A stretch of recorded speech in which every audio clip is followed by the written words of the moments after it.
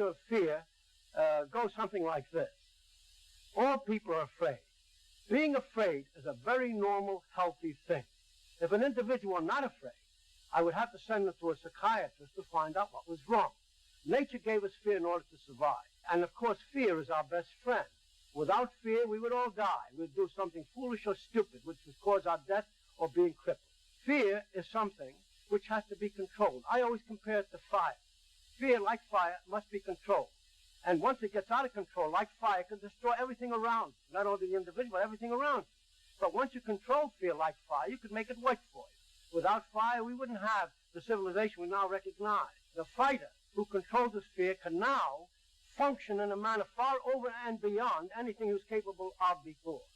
Fear is your friend. And nature gave us fear in order for us to survive. And I give the example of the deer crossing an open field and coming to the forest, and instinct telling him danger is present in the trees, perhaps in the form of mountain lions.